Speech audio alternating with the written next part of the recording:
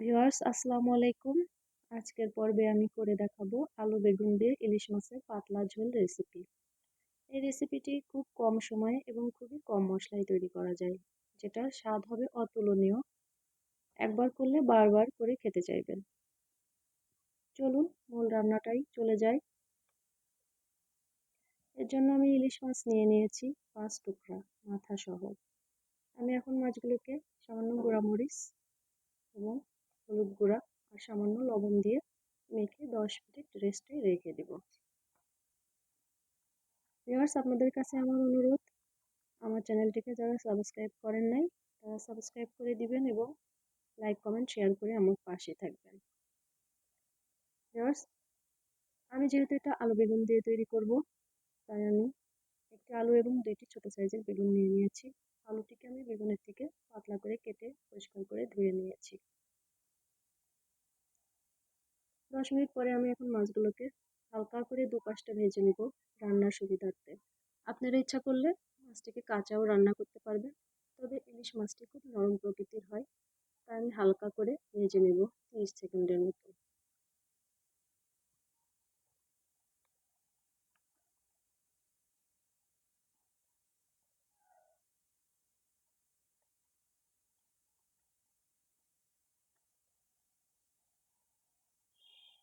Viewers আমি মাছগুলোকে উঠিয়ে নিব। আমি একটি প্যান নিয়ে নিয়েছি এবং মাছ ভাজার অবশিষ্ট তেলটি আমি রান্নার কাজে ব্যবহার করছি। আমি টোটাল 2 টেবিল চামচ পরিমাণ তেল দিয়েছি। আমি দিয়ে দিচ্ছি 2টা তেজপাতা এবং সামান্য কালো জিরা দিয়ে দিলাম।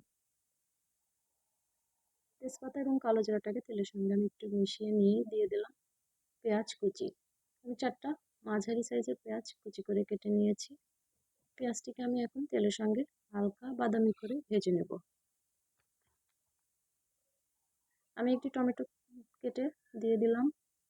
টমেটো এবং পেঁয়াজ দিয়ে সামান্য লবণ দিয়ে আমি এখন এগুলো একটু মিশিয়ে নেব। আমি তেলের সঙ্গে একটু কিছুক্ষণ নেড়ে নিব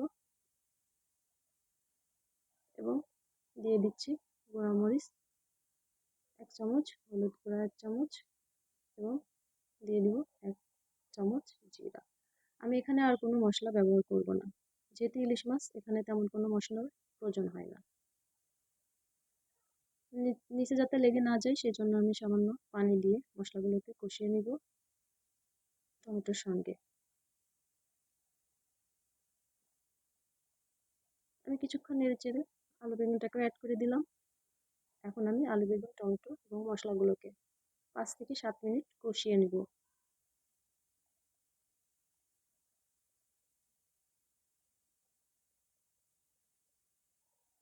ভিউয়ার্স 5 মিনিট পরে আমি এখন এই আলু বেগুন ঝোলের তরকারিটিতে ঝোল দিব।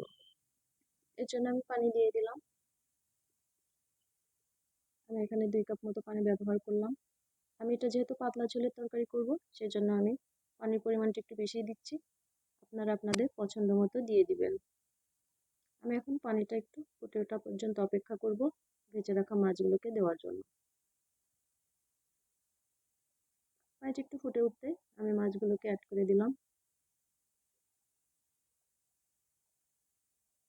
এখন আমি রান্না করব প্রায় 8 থেকে 10 মিনিট। ভিউয়ার্স এই পাতলা ঝোলের রেসিপিটা খুবই সহজ এবং খুবই কম মশলায় তৈরি করা যায়।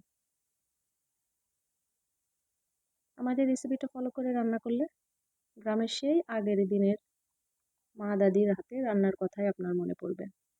একবার হলেও এই রেসিপিটা ট্রাই করবেন, আশা করছি সেই একই স্বাদ পেয়ে যাবেন। আমি 2টা কাঁচামরিচ দিয়ে দিলাম ফ্লেভার আসার জন্য।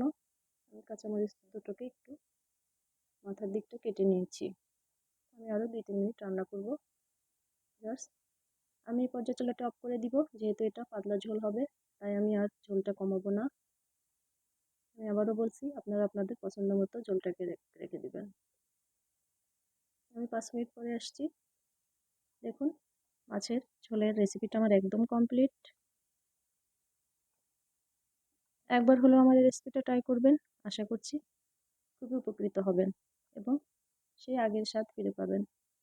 ভিউয়ার্স, সবাই ভালো থাকবেন, আমার জন্য দোয়া করবেন। আসসালামু আলাইকুম। আল্লাহ হাফেজ।